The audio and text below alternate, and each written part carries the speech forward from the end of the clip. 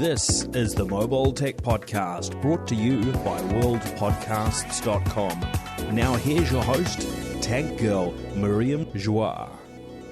Hi, and welcome to the Mobile Tech Podcast. I'm your host, Miriam Joie, and it is the week of Monday, May 22nd, 2017. I have a very special guest with me today, and that is the awesome Michael Fisher, Mr. Mobile himself. Hello, Michael. Hi, Miriam. Thanks for having me. Yeah, I'm really happy to have you. This is exciting. You're episode 2 of this series. I've done many more podcasts, as you well know. I know. I was on a couple of them, I think. I know, exactly. You're always a delightful guest to have because, like me, you have many phones in your pockets at all times. Oh, yeah. No such thing as too many phones in the pockets. Correct, right? I know. Yeah. So the question I have for you, I think that was kind of the first thing on the agenda, was Google I/O. We were both there last week. Yeah, I feel like I just saw you like 2 days ago. You did. Because I did. You did. Yeah, I just kind of want to have your thoughts on it. I mean, I'm not going to go through every piece of news, but like, what do you think stood out and got you excited as Mr. Mobile? Yeah, you know, it's a weird show because this seemed to be the year where a bunch of people who were there decided to write about how it was sort of boring, how I/O was no longer this gadget carnival full of novelties, but it was in fact a developers conference. And some people reacted, you know, there was a whole spectrum of reaction to that. You don't say. A developer conference. I know, crazy, I know. Right? So I had to resist the urge initially to be like, after the keynote, to be really disappointed that we weren't seeing basically any new hardware, which is my thing. You know, I'm the same want way. Something to touch and play with, right? I want the hardware. Yeah. That's what we go to these things for. You know, Microsoft at Build did not hand out anything. Right. And I'm not mad at them. That's not what I really go for, but I was really hoping we'd get something like one of those new HP speakers with Cortana or something, right? Yeah, like, and you know, you don't go for the free stuff like you say, but you go if to use the new thing. Like I think last year's I/O, they at least had the new Android Wear release, so you could go try it on demo devices on site. But this year there wasn't any of that. But there was an awful lot of here's what's coming and here's why it's going to be cool. And I think the thing that probably sticks in my head the most is I think it's a tie, I think, between the Google Home stuff and the Google Lens stuff, the new advancements to photos. Dude, totally. Like I'm absolutely on board with you. I think those are the two exciting things. Disclosure, they gave us all a Google Home. Oh, yeah. Which I'm excited about because I didn't actually have a review unit yet. Somehow that did not land in my inbox last year. Weird, huh? Because, I mean, they tried to send me a Dreamcast. See, this is my video game days coming out. Yeah. They tried to send me a Daydream VR headset, but I was out of town and they shipped it to me and it got sent back. And you know, with Google, when it gets sent back to them, it doesn't get back to their PR people. It gets back to some kind of like refurnishing, like replenishing mail service, and they don't get it back for another month, right? Oh. So they're like, sorry, we don't have any more to send you. And I'm like, oh. And then, you know, I didn't persist. And she didn't persist. And then she didn't have one, basically. Yep, that happens. I know. I just missed a whole shipment of battery packs for that same reason. Not from Google, but yep. So it was exciting to get them. Google Assistant. Like, what is your take? Like, what did they say they were adding? Because I can't really remember. But what other than Google Lens, which I want to talk about separately, what did you get excited about with the Assistant? So Google Assistant, I keep forgetting, but they're bringing it to the iPhone, which is a very exciting move. If you if you don't carry an Android phone around and you want access to a virtual assistant who is somewhat, I think, significantly more capable than Siri.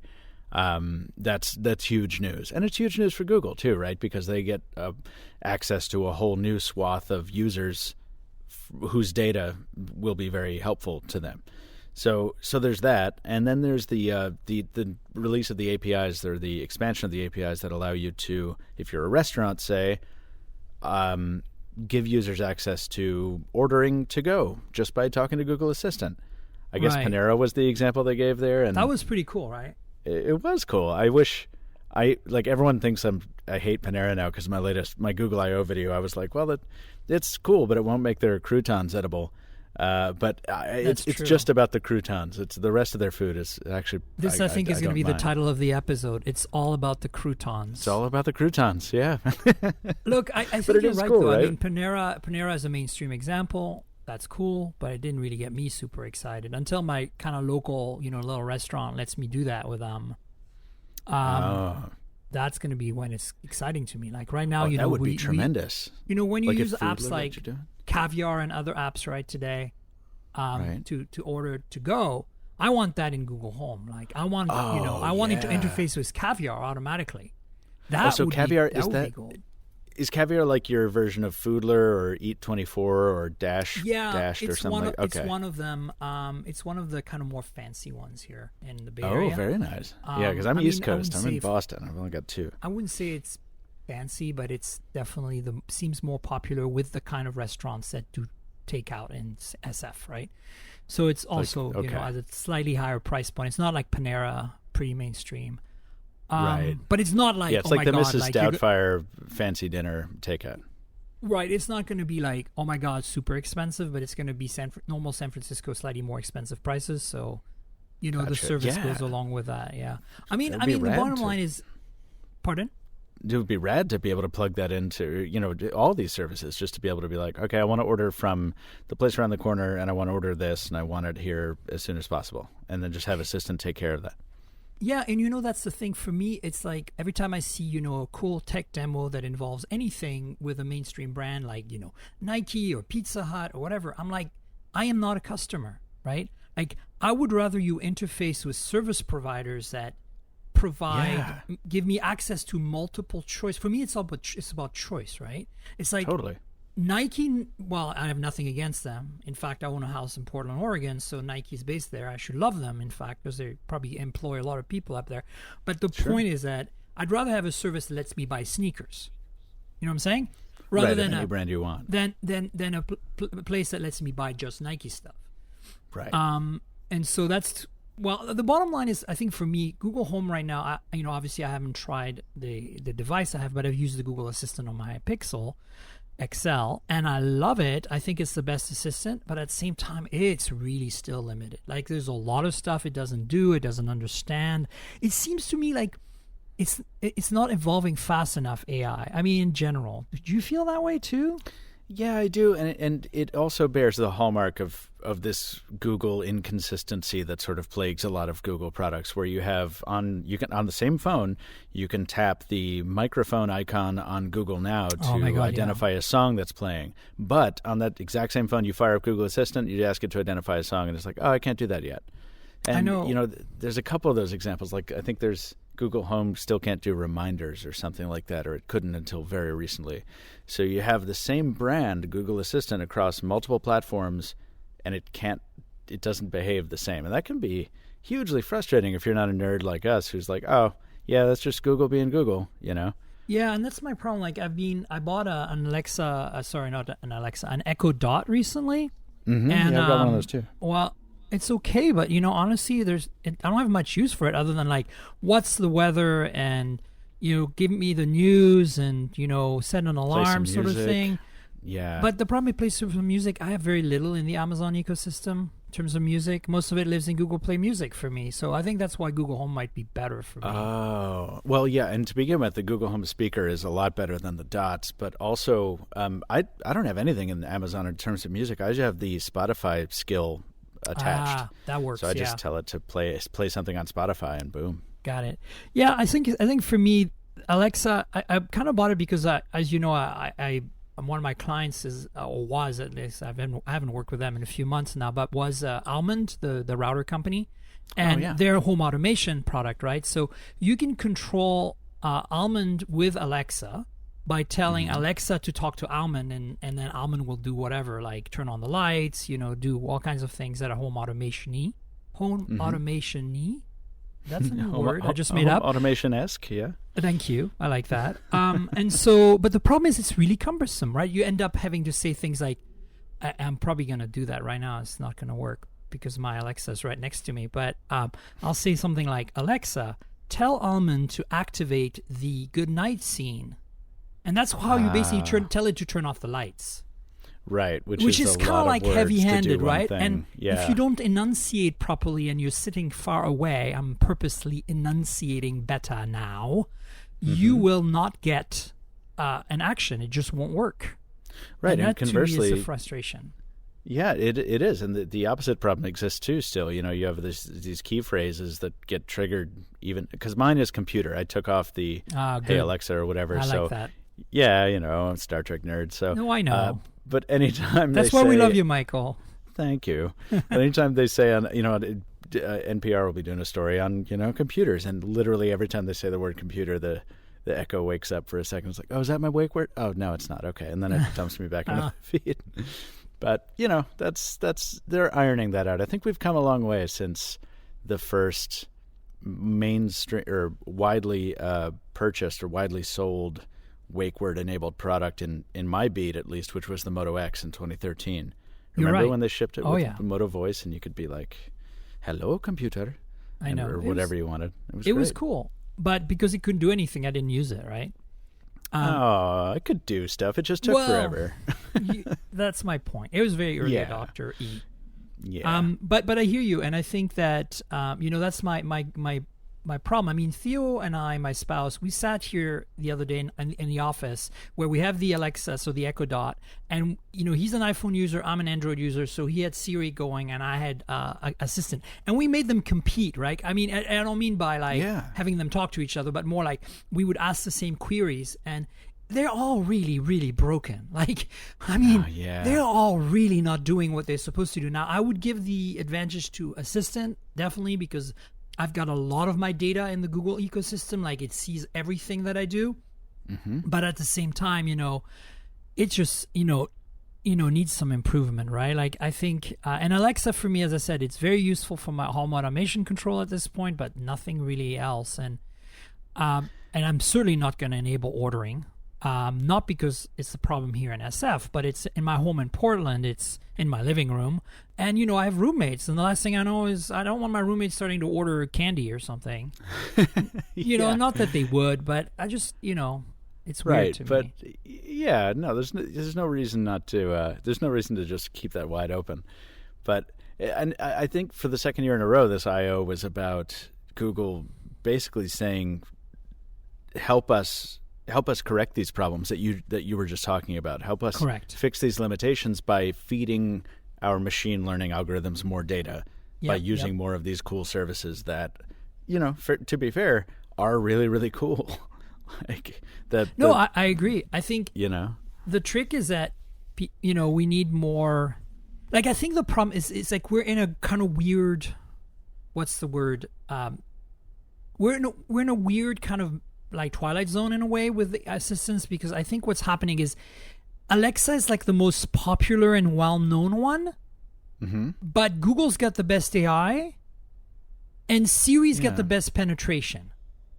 You know what I'm saying? Yeah, and like certainly there are more the iPhone most mind users, more people are familiar with what Alexa does, yet at the same time Google's got the best AI. So the result is that none of them are good, right? And it's going to stay like that until one becomes prominent. And I hate to say this, but no matter how much Google love it, it gives to developers for the assistant, I don't think the assistant will ever be as popular, at least in the next year or two, as Alexa. As Alexa. Wow, really? Okay. Well, yeah, because I think it's like Alexa is in like the average home of the average American, whereas Assistant is, I don't know many people that use Android that use the Assistant. You and I are we are the tech nerds. We, of course, use the Assistant because we're total Android users, right? And we've invested years of our time and energy into putting our data in Google. My Google has my calendar dating back from 10 years. I know. It has all my contacts. It has all my emails. It knows my flights. It knows everything. Sure, but I think, and Alexa knows nothing. Like, I linked up my calendars, and that's it. But think about all the points that at which Google can position itself to be in the face of the regular consumer. Alexa lives in your home, and it's a good product in its various ways, but it's limited, right? It's just that thing that lives in your house. Whereas, like you're saying, Google has all this data about, and not just tech nerds. I mean, my normal friends were starting to get Gmail addresses 10 years ago. So Google has all this stuff. It has all this knowledge. Yeah, it but has are a they better really using their database. Gmail addresses? Because the problem is this. A lot of people I talk to are afraid. They're like, I don't like the fact that Google knows so much about me, or Facebook. Sure. So yeah, they're I comfortable with Alexa too. because Alexa only knows about their shopping and their music listening maybe, and that's it, right? See, I think that is something that actually that consciousness is more prevalent in tech nerd circles than I do. Well, at least that's my experience. This is all anecdotal stuff. Yeah, for of me, course, yeah. Right, but for me, almost all of my friends from outside the tech world are on Facebook and don't talk about the privacy issues, all that kind of stuff. Okay. It kind of doesn't register for a lot of them. And I think the same probably is true of Google. And so you have Google with all of these points at which it can position itself, like phone, desktop, the convertible stuff, the TV, now Google Home. And I think Assistant is much better positioned than either Siri or Alexa to really make some inroads. I agree, as long as people are willing to give you data. Because as I said, for me, when I talk to my non-tech friends, like the average Facebook user, which is ironic, I know, because they already give so much data to Facebook. But when I describe how Google Assistant does stuff for me, they're creeped out. What's the most creepy? What They're like, creeps them out the most? I don't know. I guess the fact that it knows stuff or whatever, like that it knows what my flight is, that it presents my boarding pass when I get closer to my flight. Really? Like things that I find really useful. That like, this creeps me out. It should know, like, why does it know all this stuff? And it shouldn't know all this stuff. And I'm like, no, you don't get it. That's exactly what makes it awesome. You know, I am totally with you in that specific example, or the Google Now feed tailoring itself to give me, dinner recommendations when I'm at a particular place. I think all that stuff is great, and it doesn't bother me in the slightest. But I understand the roots of that concern because I'm setting up the Google Home basically as we speak. Like when I get done talking to you, I'm going to go set up the Google Home in the studio. But even though I know that Google says it records in a 90-second loop and continually overwrites itself or whatever, and doesn't send anything to the cloud until it hears the key phrase, and even then it's only relevant to what you're asking, even though I know all that, I still have to get over this fear, really, of having this thing in a room listening to me all the time. But your phone is already doing that. Yeah, and that's exactly it. But you don't really think about that anymore. True. Because that's sort of been the case for a long time. And I think a lot of people don't think about that at all. I think a lot of people don't realize that at all. Right, I know. But this thing, Google Home sits there and reminds you just by its presence on the table, like, oh, yeah, there's that thing that's listening to see if I want it. And like I say, I already said all the qualifying stuff. I get it. But it is still weird. And when you have even the barest hint of that self-censorship creeping in, it starts to feel like a really weird world to live in, because I'm like, oh, wow, I'm putting on my best self for this device, For sure. I think it'd be interesting to see how it pans out. And I think that, honestly, you're right. Everybody's got a different take on this. And I think we're potentially from a generation that's a little more sensitive to it, right? Because we're old and cranky. Get off my lawn, right? Oh my God, my shoulder is literally in pain right now because of how much dancing I did in Mountain View. See, there you go. That's how old I am, Miriam. I feel you. We're both very old. We're like 400 years or so. What are we doing? And so it makes us cranky. Trust us. But the thing is that different demographics are, and I generally get the feeling that Alexa is more welcome in more homes and more understood and trusted at this point. And I might be wrong, but that's why I'm worried about, despite Google having better AI, that they're going to lag behind, and I'm not sure they can catch up in popularity. And then Siri is kind of useless. Yeah. I hate to say this, a lot of Apple zealots disagree with me, but the average Apple person I talk to, including my spouse, for example, Theo, says he never uses it. I basically uses it to set timers. And I do the same with Google Alarm Assistant. clocks, I hate to say that, but Google Assistant is my timer best friend right now. Totally. So, can I ask you, speaking of kind of dovetailing with that we're old and Google Home versus Alexa thing, what do you think about the calling, the free calling to any phone number through Google Home? Do you think that's going to give it a leg up over on Alexa? Yeah, I mean, it could, although that Alexa just introduced that visual camera-based thing that lets like old people video conference without Skype, basically. Right. It's like the video phone of 2001: A Space Odyssey, finally in our homes at an affordable price point. Uh-huh. But my take... But that's only to other Alexas, right? Yeah, I know. But the thing that I don't understand about the Google implementation is, does it use your own cell phone number or does it use Google Voice? Because that's exactly the same problem as we've always had with Google Voice. I could never make it my main number for a number of reasons, and now I use it as an accessory, not as a main thing. Oh, really? Yeah. So I use my the number I give away on my business card is my Google Voice, so I can filter calls, especially from people who pitch me. All my friends like you have my real number. All the institutions I deal with, my bank, etc., have my real number. But my real number is a T-Mobile cellular number, and I've had it since the VoiceStream days. It was actually ported from Sprint to VoiceStream in 2099 or something. Before, oh my god! Yeah, I was going to say it had to be before 2004. I was Sprint for a year, basically. Like, I only chose a 1-year contract, and then at the time I was living, spending my time halfway between, not halfway, but like back and forth between Seattle and Vancouver, BC. So when I needed I couldn't really roam. It was so expensive to roam from Canada and the US. So I got a local number in the US with a local cell phone, 1-year plan, and then eventually I ported that to VoiceStream, and then I moved to the US permanently, and because VoiceStream became T-Mo, and the rest is history, as they say. But the point is that the Google Voice number I have is phenomenal. I use it my main number goes to Google Voice for voicemail when people call me and I can pick up. So I've got it configured to do that. And I've got it configured to do international calls through Google Voice because it's way cheaper still, even though T-Mo is pretty cheap. In fact, T-Mo is free to, they don't charge you extra to call Canada and Mexico now, which is pretty awesome. Not Mexico because I don't have family there, but Canada. But I suppose that there are a lot of Americans who have relatives in Mexico, so I think they're very happy about that. Yeah. So I use it, definitely do. I wouldn't want to give up my Google Voice, but it's not my main number. And so my question is, if I use Google Home and I say call, my friend, they're going to see a number they don't recognize. Probably, but I think you can probably configure that, right? It's like trivial now to be able to spoof an outbound caller ID for convenience's sake. But I'm not sure if T-Mobile would be too happy with Google Home spoofing my phone number.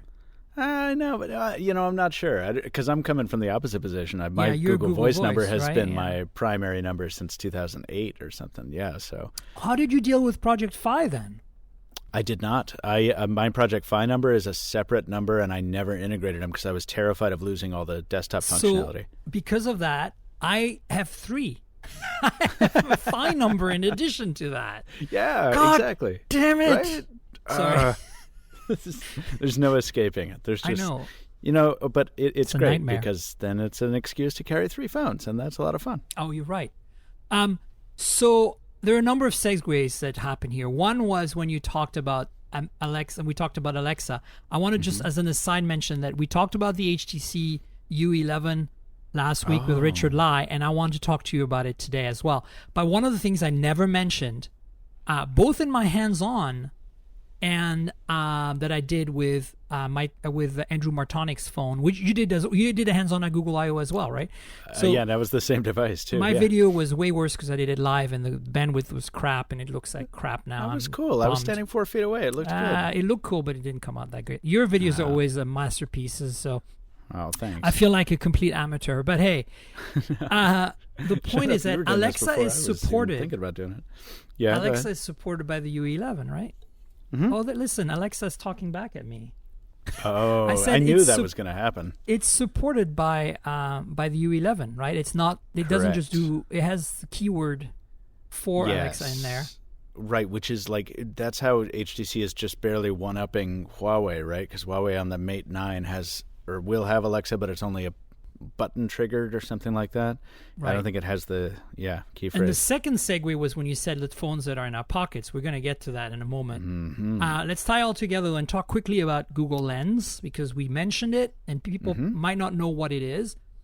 Do you want, in your words, to explain what it is if you think you can? Yeah, watch out for me here, though, because it's tricky. There's a blurry line between lens and photos. Like, lens is a part of photos or for something. Now. Yeah. So if you remember Google Glass, not Google Glass, Google I Goggles. do remember Google Glass. It's basic. It sounds to me like Google Lens is sort of Google Goggles on steroids. And the new features that they demoed were very, very, very demo friendly. Point your phone at a concert marquee, the marquee above your favorite concert venue, and not only will it put it in your calendar, the band and the date and the time, but it will offer you a link to buy tickets if it can find a place for you to get tickets. Point your phone at a flower, and it'll tell you what kind of flower you're looking at. What was the other one? What's the other that they did? It wasn't a person identifier. It was like the serial number on the back of your router. Yes, it brings up your Wi-Fi. The freaking best one, because it's a total nerd true. thing, though, right? It is, but every time I go back to my father's house, Me too. He's got one of that sticker, and I'm like, he's got the really long password, and I'm like, yes. Oh, that would be perfect. Every time I go to my mom's house in France, it's yes. the same freaking story. It's just the greatest. So there's all that stuff that's just making the camera smarter. Basically, I used to get impressed when a camera on a smartphone would identify a QR code and scan that without having to add on an additional app. This is an entirely different league of services. And then there's a bunch of automatic photo sharing stuff, which I find creepy and just more annoying. That's more of a photos feature. The lens thing, I think the big thing we need to mention about lenses is it's AI based. So they use machine learning to teach. Basically they send the picture data to Google that you take. Like you take that photo of the back of that router, right? It sends that data to Google. Google's AI goes through it and goes, what does that look like in my database of things I learned, right? Like neural network machine learning. And it goes, oh, it looks like a label. And then it knows how to extract text and barcodes from that label, and then it presents that data back to you as, hey, there's a Wi-Fi. It's a Wi-Fi. I see the word Wi-Fi, so it's a Wi-Fi password. And better yet, it logs you right into the network, right? Because with Android, unlike iPhone, apps like the Photos app in this case can communicate with a Wi-Fi stack and say, hey, create a new network connection and connect me, right? And it's pretty powerful stuff. But there are other examples. It's the same stuff that Bixby Vision uses, right? Like when you point the Galaxy S8 at an item and you say, "What is that?" and it says, "That's a cat," right? Like, so right. Except this stands a chance of doing it so much better. Honestly, because they have more data. And they've been doing this with Google Photos. The reason they've been wanting you to save your photos to their cloud for years and giving you free now access to it is because they have like a ton of data that they can use for their neural network now, right? Right. So that's like the big thing for them. That's why they do it. Feedback into itself. And like the machine is just getting better and better at identifying stuff. What was it? The picture of the cat, wasn't that a machine generated conclusion? Didn't they demo that where it was like, we didn't just have a human operator tell it what a cat was. The machine came back and was like, oh yeah. No, it came back knowing that. Yeah. Yeah, you can do that in the Android Experiment Zone. Actually, I just remembered Android Central had a video on this that Flo did, where you can point your phone at a saxophone and it'll identify as like, oh, is this a musical instrument? And that's a machine doing that. It's crazy. And the cool thing about Lens is it gives you APIs as a developer to access this massive AI, which is really, really cool. But basically, it's, as my joke on Twitter was that, this is the beginning. Now we know where Skynet started, right? Because when the robots can recognize you and they know you kicked them to the ground the last time, you know what's going to happen soon.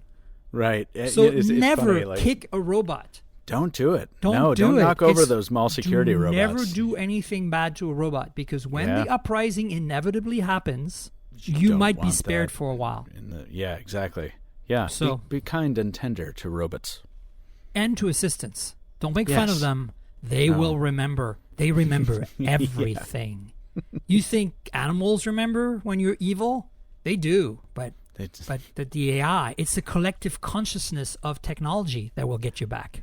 That was the craziest thing I ever heard about birds, is that not only do birds, like ravens, not forget what you do to them, but if they perceive that you've offended them, they never forgive you. Well, duh. Never. I mean, I had no idea. Forgiveness is a very hardcore. human trait, you know. Yeah. Good for us. Good for us. Yeah. But we do so much stupid things that we Horrible should stuff. probably have forgiveness for each other. Yeah, it's good that that's built in. Yeah. Right? Anyway, so yeah, the lens is interesting. I think I'm really looking forward to that feature in Google Photos, frankly, because I think it's gonna, like, scanning business cards is never gonna be the same. It's gonna be awesome. Right. You know? Oh yeah. Except mine never registered because my business cards are round, and so the camera doesn't know what to do with it. Yeah, see, they need to teach it about round business cards. That's what you get. That's the next step. Pretentious.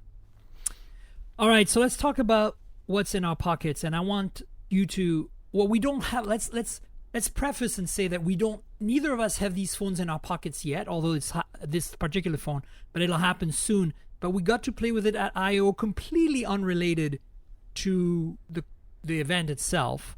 But it's the HTC U11, which we talked about at length last week with Richard. But we both, like, he had touched it, I hadn't. Now we both have touched it, you and I. Mm-hmm. What is your take? What do you think? I think it's strange because if you look at it from the back and you just take that 50% of the phone in and kind of evaluate it, it's new. It's got a cool paint job that sometimes changes color depending on the angle you hold it at, depending on which one you get. The red one is amazing. It is, isn't it?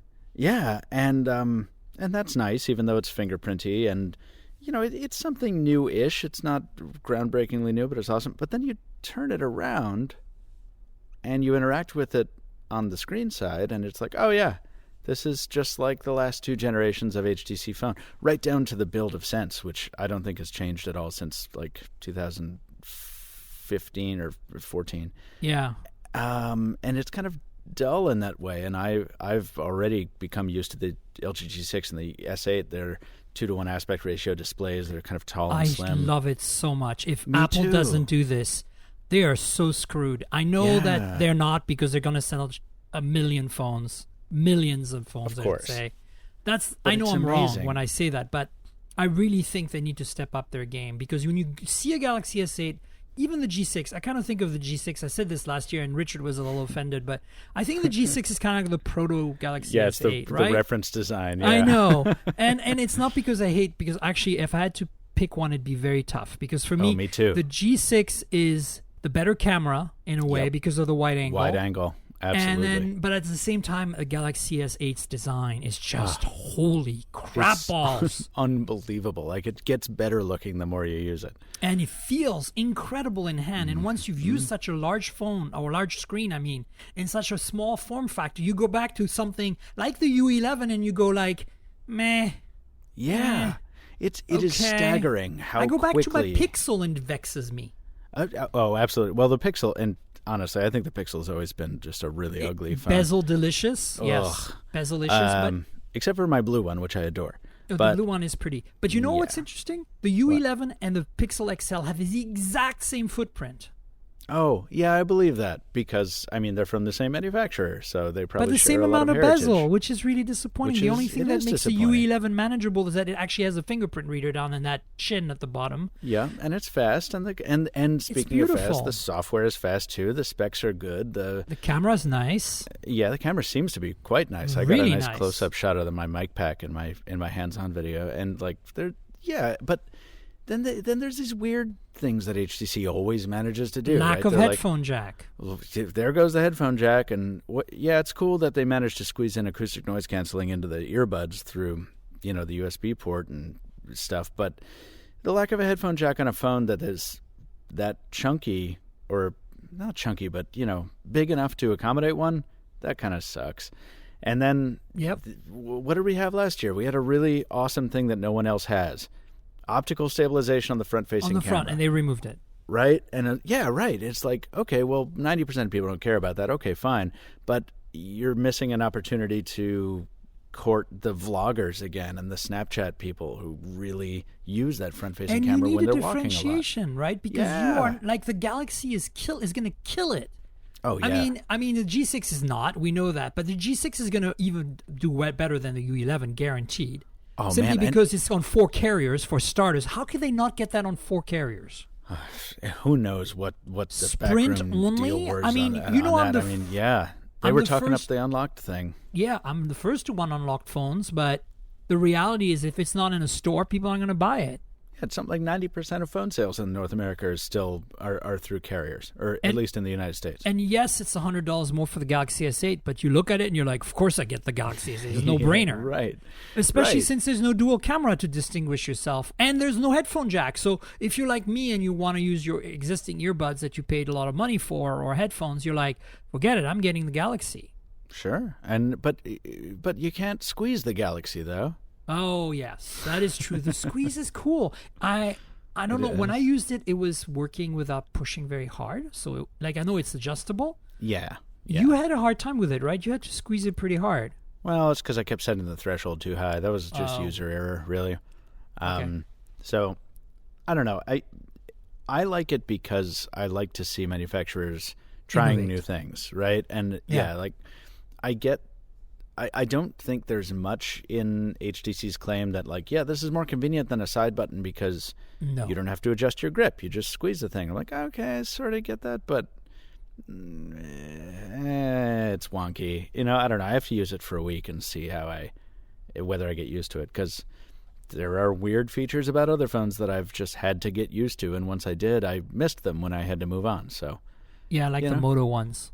Yeah. Oh God, yes. Right. I mean, the screwdriver wrist movement to launch the camera, I still do that on non-Moto phones. I never got into that one because I like the idea of double tapping the power button. Yeah. That's an easy one. But the chop to flashlight, Moto. The chop to flashlight, I'm on board. Absolutely. Yeah. The other thing I want to say is that I have a Moto G5 Plus here. That's one of my secret little delights. I really love that phone. It's so good. It's so freaking good. The G series has always been good, but I felt the G4 had gotten a little too chunky last year, and this is back to form. It's a small phone. It feels, it's not a small phone, but it feels small. It feels nice, and it's affordable. It's like if I was on a budget and I couldn't afford a Pixel or a Nexus, I would buy that phone, and it would be my daily driver without a problem. Yeah. Darling of a processor too. The processor and the battery life combination. Oh, just amazing. It lasts forever. It performs just as well as you could ever want. And for a little over between $200 and $300, that's fantastic. It's ugly as sin. But it's ugly as sin. Although the gold one is blingy enough that it's like it goes over the top in ugliness to the point where it becomes cool again. You know what I'm saying? It's like how it's a circle and you reach it. Yeah. Anyway. Sure. Yeah. Do let's talk about. Yeah. Go ahead. No, I don't want to go back to my memories of that gold phone. I think I would get the silver. Was it? The G5 Plus. Oh, you had a gold one. The silver. The gold one was. It kind of gray put me off at first. I was like, oh, God, no. Oh, yeah. My heart. And then I was like, actually, you're kind of cute in your own way. You warmed up to it, huh? Cute little phone. Yeah, I did. And then I was like, I kind of love you now. I kind of do love you. It's nice when that happens. Mostly because it's such a nice phone. Like, how it's like, it had a nice personality. You know what I'm saying? God, I'm terrible. That's a terribly misogynistic thing to say. No, you could say anyway. That about men too. There's plenty of faces for radio. I know out there, and then you're like, oh, what do you want? You have a nice personality. I love you anyway. Speaking of radio, your radio voice is always incredibly amazing. Thanks. So, what other phones? We talked about the G6 and Galaxy S8 and the Moto G5 Plus, which are all the phones in my pocket. Many of the. I used the U Ultra for a while. Again recently because I wanted to kind of reminisce when the U11 came out. I was like, okay, let's get back in an HTC frame of mind, and it was repugnant in every way. Yet again. I shouldn't say that because it's actually a very beautiful phone. It's just that it's so big and and no water resistance and no headphone jack immediate and the copycat second screen that's useless like on the V20. On the V20, so many weird choices in one package. It was such a weird phone, but it's sitting on my desk. I agree with you. It's sitting right there. It's in a lot of my background shots because it's pretty. It's eye candy. Yeah. The blue one. I have the blue one. I don't know what color you have. Yeah, same. So what other phones have... Oh, the P10 Plus. I didn't mention this last week for whatever reason, but I've been rocking the P10 Plus for a while now. Have you? And yeah, and I love it. I mean, it's like, I like the P10, but the P10 is too small for me. Like, I like phones that are at least 5.5 inches, or at least 5.3, I guess, with the regular... No, what's the regular Galaxy? The Galaxy S... The Galaxy S8? 8. It's 5.6? The big one, so the S8, the big one is 6.3. Yeah, right. It's 5.8 and 6.3. 5.8. Yeah, thank you. Okay, so then my rule is correct. Anything about 5.5, I'm happy with. We're going to bring Pythagoras into this now with the different aspect ratios. But yeah, let's bring out our math books. Algebra, baby. But the thing is, the what phone were we talking about? P10 Plus? The P10 and the P10 Plus. The P10 is nice, but it's a bit too small. And when you use the Mate 9, the battery life on the Mate 9 is so phenomenal that the P10 is a letdown. And the P10's got the same camera, basically. It has slightly newer software with a custom portrait mode that does the bokeh thing, and it's actually much more automated than using the variable depth of field feature. So it's nice to have that extra software feature. I'm sure the Mate 9 will inherit it at some point. But the P10 Plus ups the ante because the cameras are now f/1.8. Oh, not f/2.2. No, 2.2. Whoa.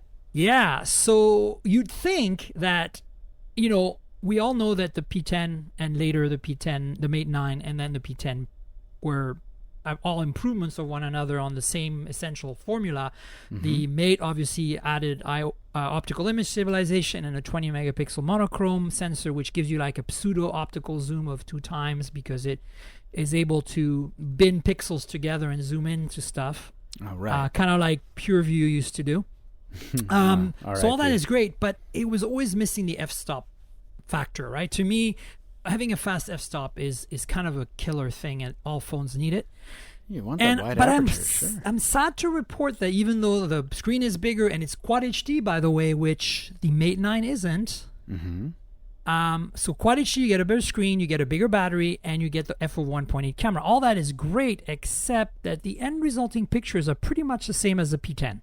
Are they really? It's like I don't see much of an improvement. And frankly, the Pixel, the G6, and the Galaxy S8 totally blow it away. Like in terms of low light, right? Like you'd think that low light was always kind of like the Achilles heel of the Huawei dual camera phones. Not terribly bad, but always a little lagging. And you know what? I find that this f/1.8 thing made very little difference. So I don't know what's going on there. That's surprising. It might be, something in the ISP. Is it because that thing's running on is on Huawei Silicon, right? It's Kirin, yeah. Kirin 960, I think.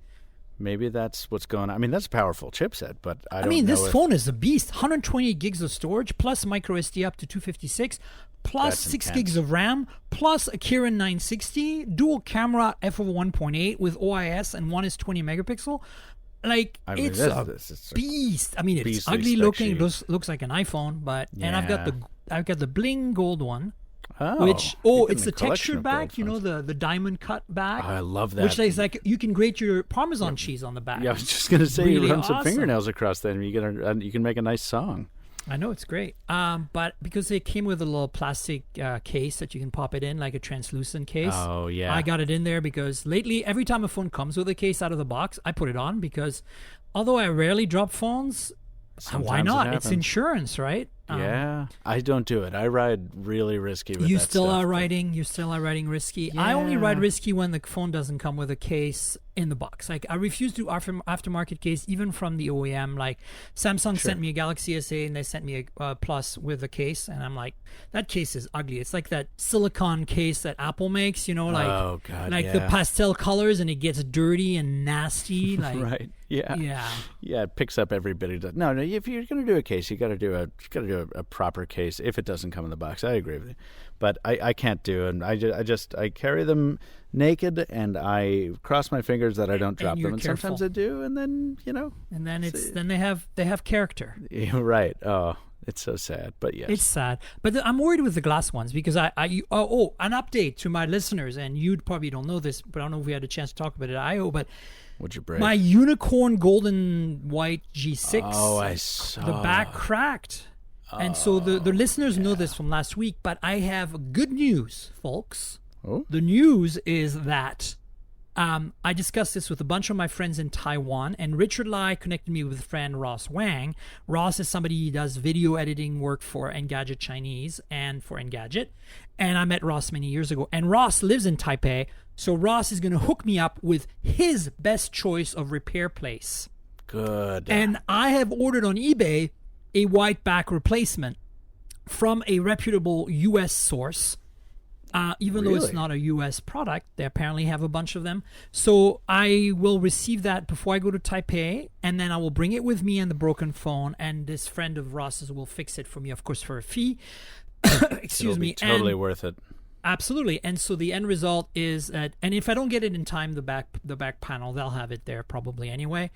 Yeah. But that's my goal, is to get it fixed and actually re-waterproofed. Like, they can probably do it right if they know what they're doing. That's the goal. Because, frankly, it's a unicorn.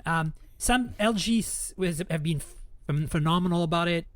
Ken is an amazing guy at Global PR at LG, and he said, Miriam, unfortunately, we don't have any more. I can't help you, but let's at least hook you up with another working G6. And he got the US LG PR team to send me a G6 for one of the US carriers. It's a Sprint one, which is just fine. I'm not a big fan of Sprint, but it'll do the trick. Mm-hmm. I'm not without a G6. The problem is it's working, the phone, but it's shedding so much glass. Like, I can't use it without cutting myself, and I don't want to put tape on it and stuff. Yeah. So the thing is, good luck getting the fix completed. One of my friends from I think Israel commented on the thread on my Facebook about this, and he said it happened to his Galaxy S8. Yeah, so I believe it. Those glass backs, and remember, guys, I did nothing weird. It didn't get dropped. I didn't walk on it or sit on it, so it just spontaneously shattered. Somebody suggested thermal shock. Which is what happens when you go from a very cold to very hard to very warm place. Mm-hmm. And also Ken suggested maybe pre-stresses in the glass because it was hand built. Right, and there may not have been enough tolerance. Correct. For so flex. The bottom line is, you know what? It's okay. Just be aware when you get a phone with a glass back and a glass front, as we've known from phones like the iPhone 4. And the Nexus 4 back in the day. These are all phones with glass backs, and that means that they might break, and not necessarily by just dropping them.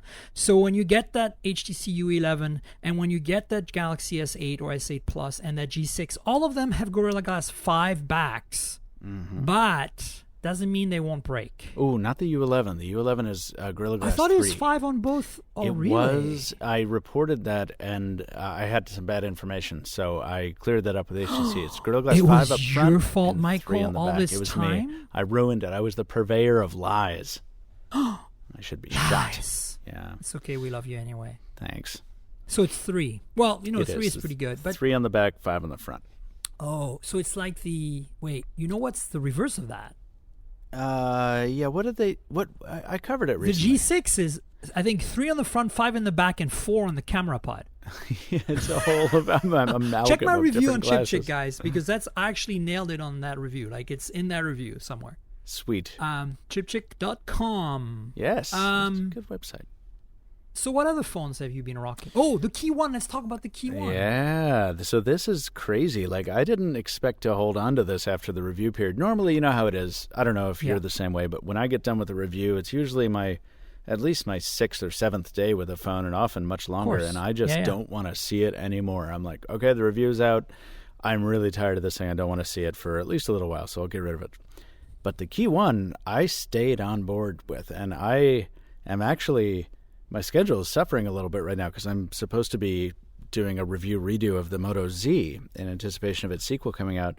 Yeah. And I am carrying it in my other pocket, but I'm never using it because the KEYone, I'm so re-addicted to You're in love, BlackBerry again. I am, and it's a very pure gadget love because I'm in love despite a lot of flaws, which are inhabiting my review device because it's running software that's not final for North America. It's running cranky software, as I call it. It sure is, yeah.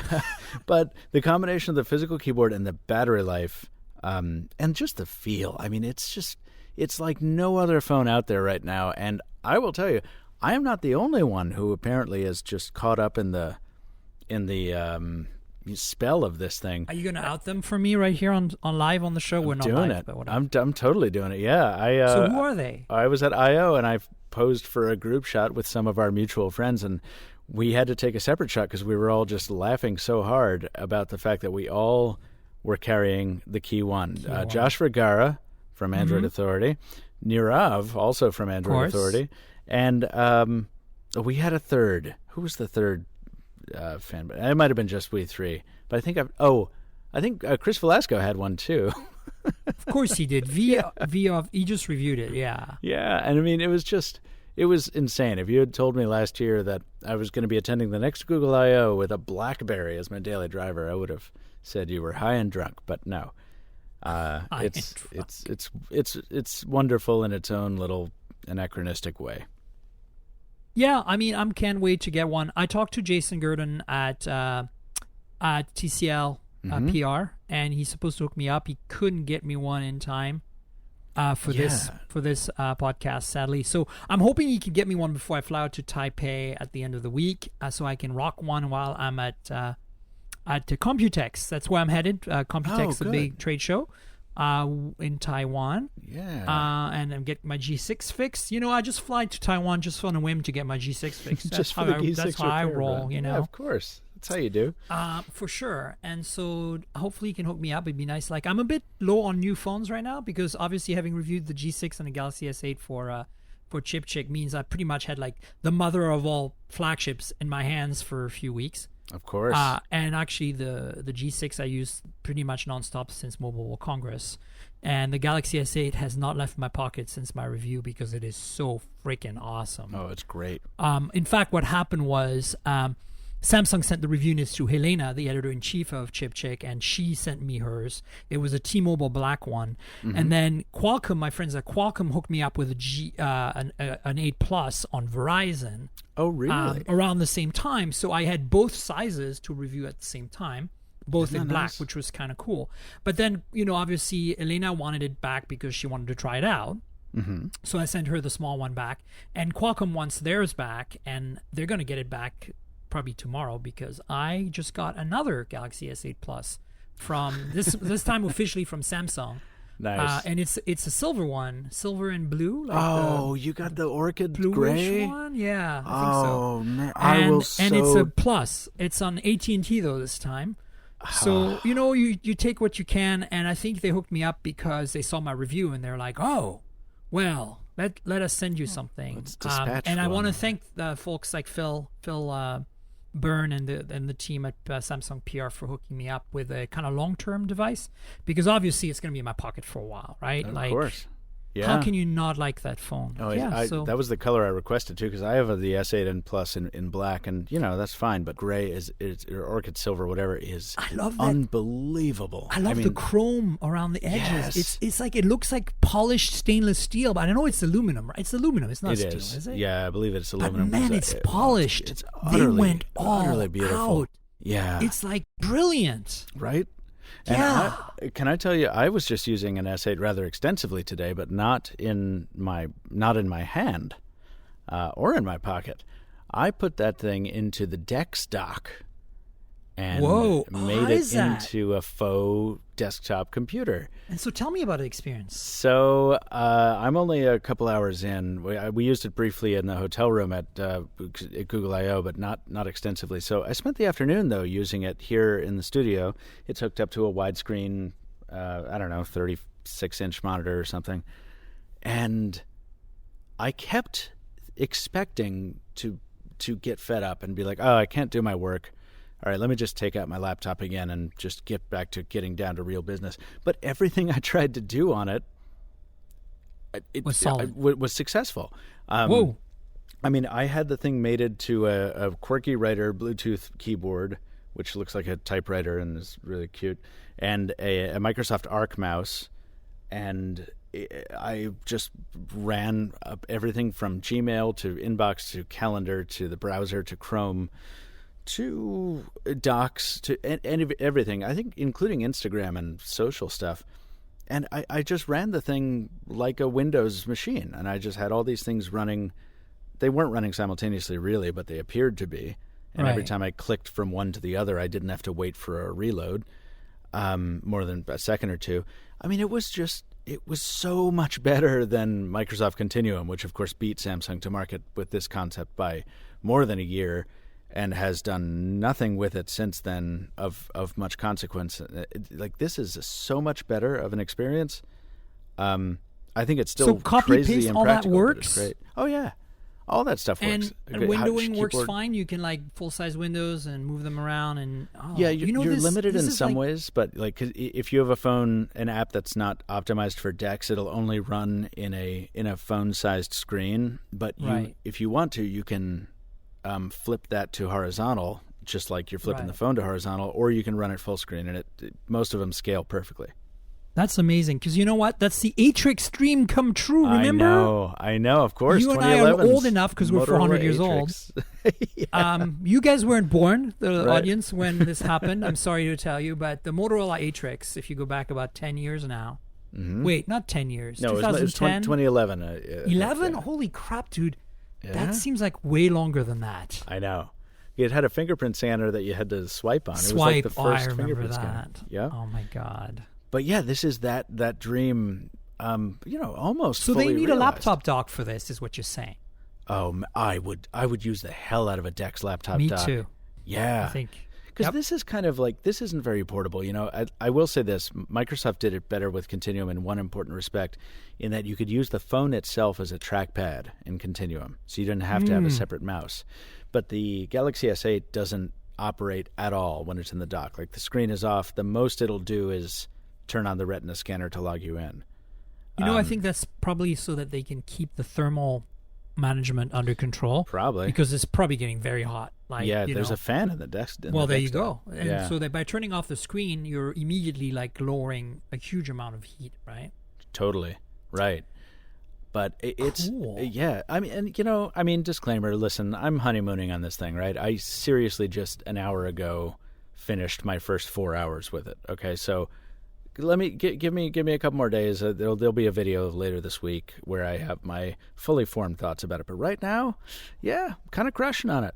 It's kind of cool. Cool. Well, I'm looking forward to trying it out. Now I'm going to have to bug Philip again. Phil, can you hear me? If you're listening to this podcast, which you probably have to now.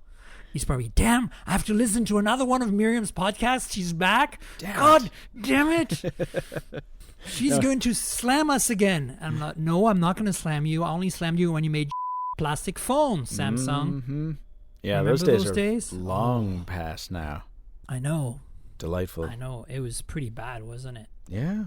The Galaxy S5, the Band-Aid phone. That was the ultimate in crappiness. Yeah.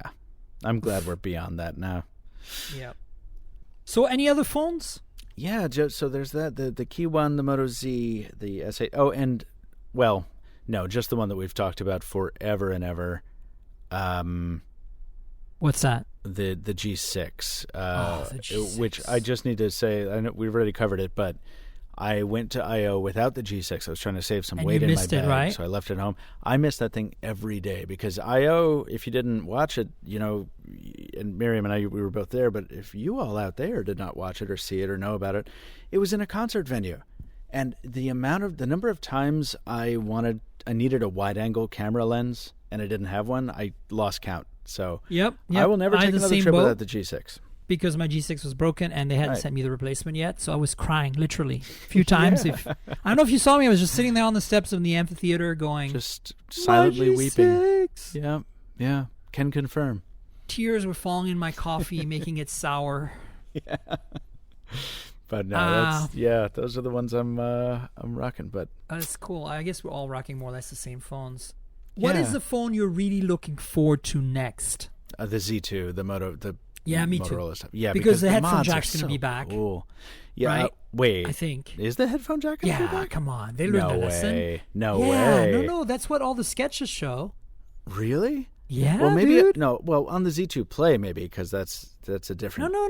I'm not talking about the Z2 Play. I'm talking about the main Z2. Remember, it was thick enough to still have a regular headphone jack. Barely. No, yes, it was only thick enough to accommodate the USB port. It wasn't. The 5 millimeter, and you know what? The headphone jack is only 4 millimeters thick. If you think that the hole is 3.5 millimeter, you don't need it to be more than 4 millimeters. I guess, but what about the module backing it? Isn't that it's that's fine? Like thing? if you look at very, very thin Sony Walkman from the late 90s, like their mini disc players, the headphone jack was super flat. It was that's right. They made them wide and flat so that they can solder them on the board properly. Right. But they didn't. They were. Yeah, I think it's feasible. And the iPod Nanos too. They did the same thing. Yeah, there you go. The iPod Nanos are a good example as well. So I think it's feasible. I want to see it happening. Because if they abandon the headphone jack again, not again, if they put the headphone jack back, it just basically means HTC, you're next. Because Samsung and LG didn't drop the headphone jack. To me, if the big players are not dropping it, I think it is much more likely that they'll put the headphone jack on a mod and make you buy a mod to have your headphone jack back. That's what I would actually be pretty cool. If I were at one of the suits. I like that idea. It was surprising to me that they didn't do that last year. Yeah, the Moto Z is terrific. The Moto Z Play is wonderful. Oh my God! All of that ecosystem of Moto mods.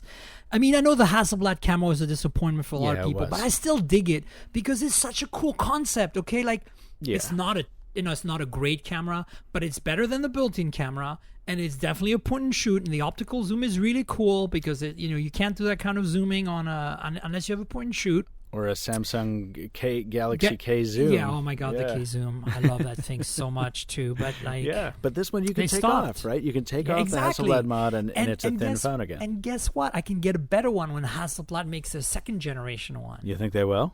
Nah. Yeah. Maybe. They could use the attention, of course, as always. I think what I want to see is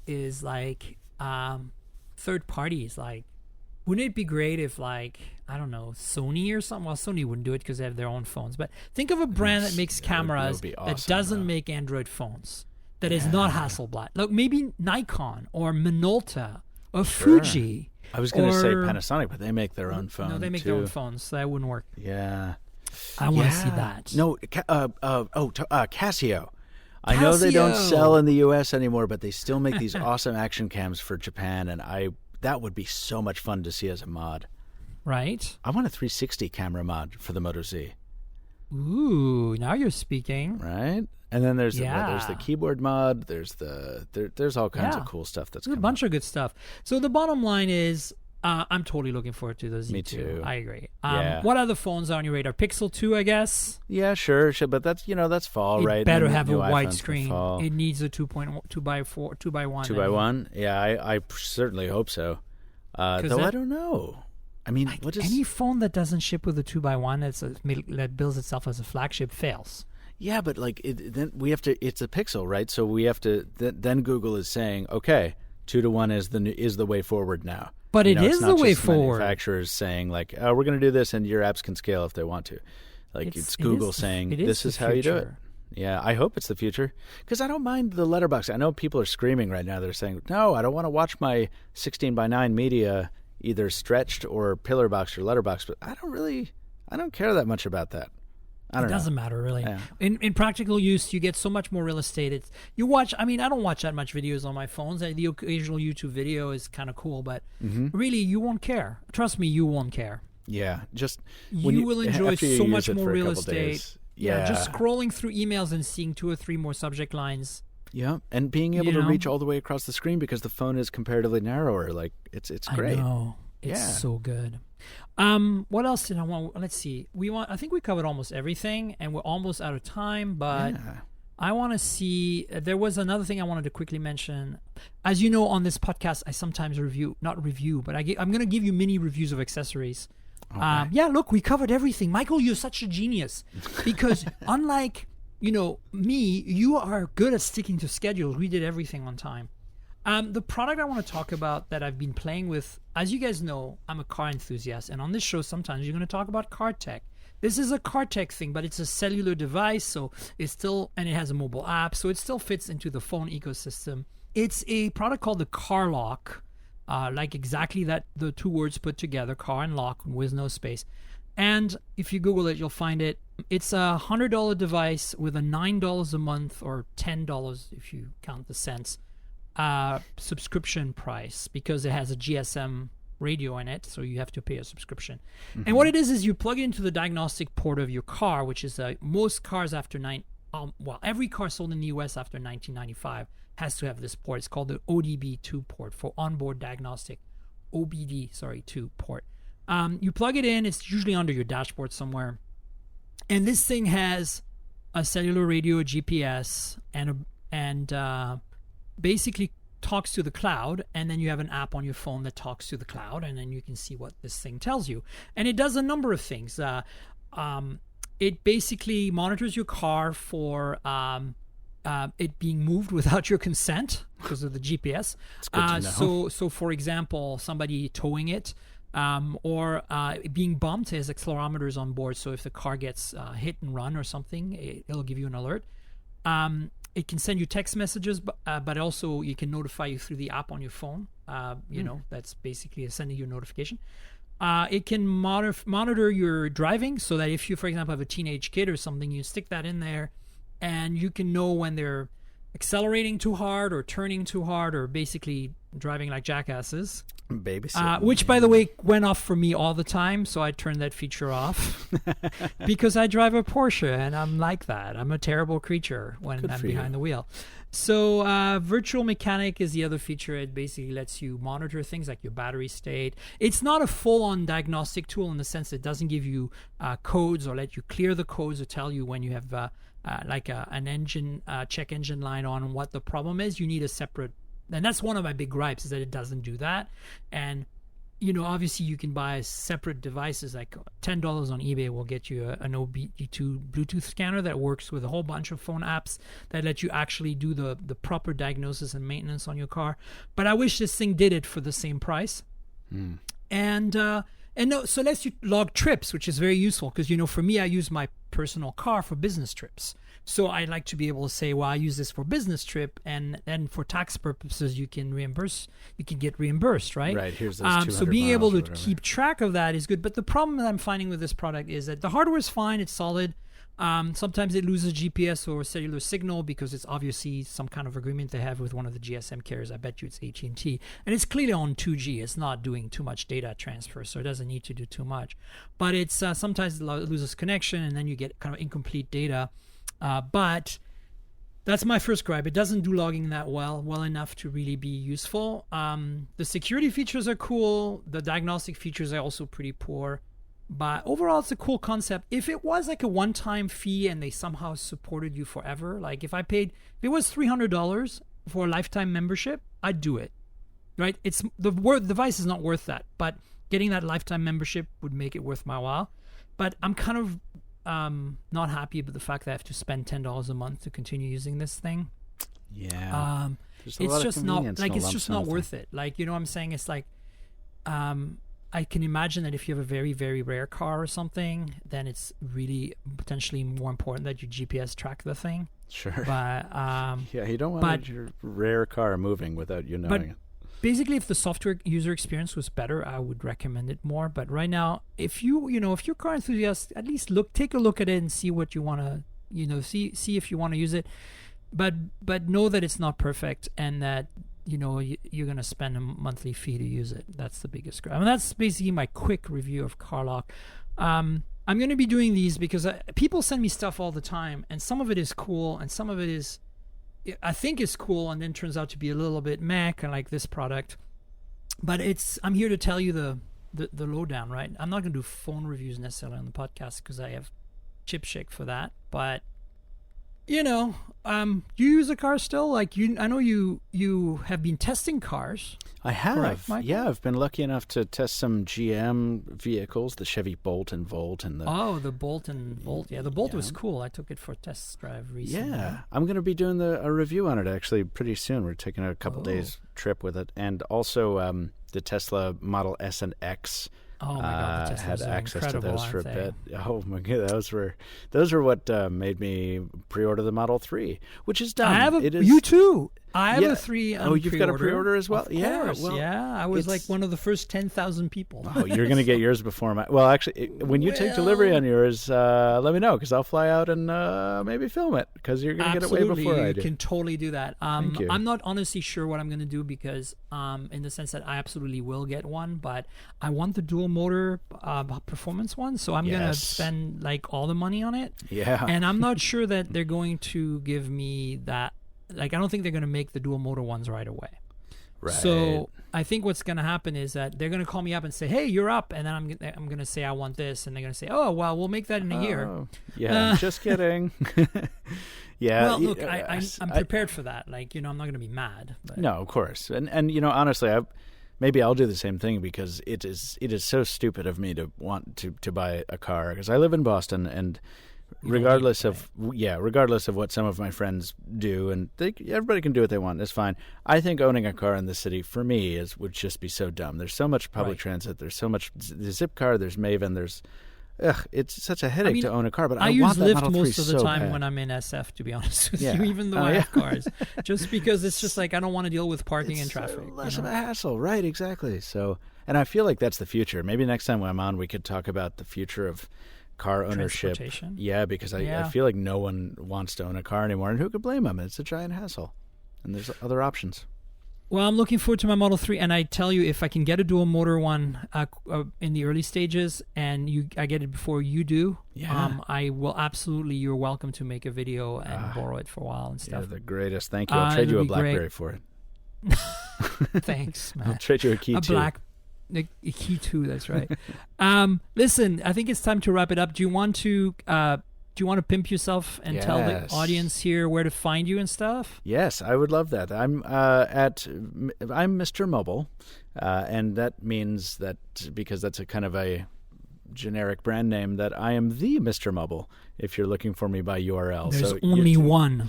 Yeah, there's only one. The MRMOBILE, and that's on YouTube, Twitter, Facebook, and Instagram.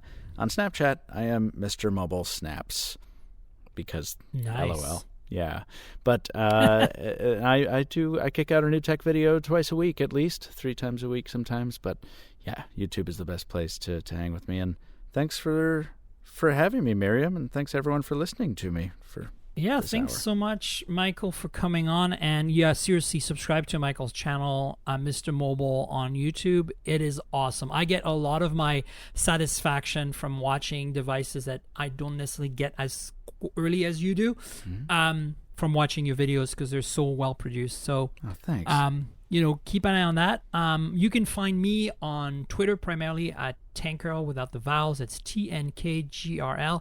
That's where most of the information about podcasts will be happening. The hashtag for the podcast is a little counterintuitive. It's TechMobcast, hashtag TechMobcast, MOB, because it's kind of an fallback to the days of the Engadget Mobile podcast when I was a host there, and we used to call it the Mobcast.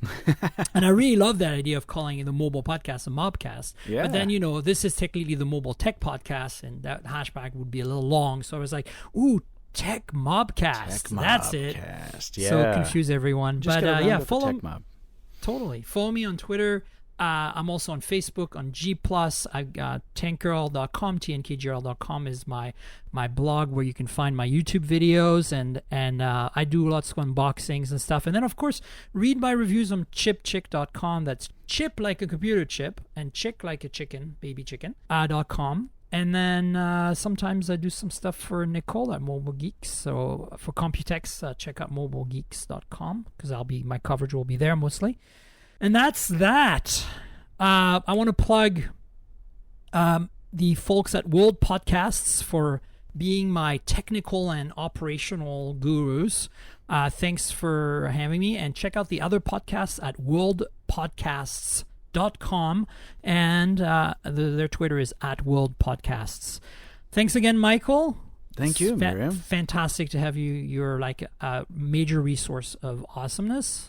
Because, likewise, like me, you are 400 years old. That's exactly right. Old techies forevs. That's right. All right. Cheers, guys. Bye. This has been the Mobile Tech Podcast with Tank Girl, proudly presented by worldpodcasts.com. You can visit us online at mobiletechpodcast.com.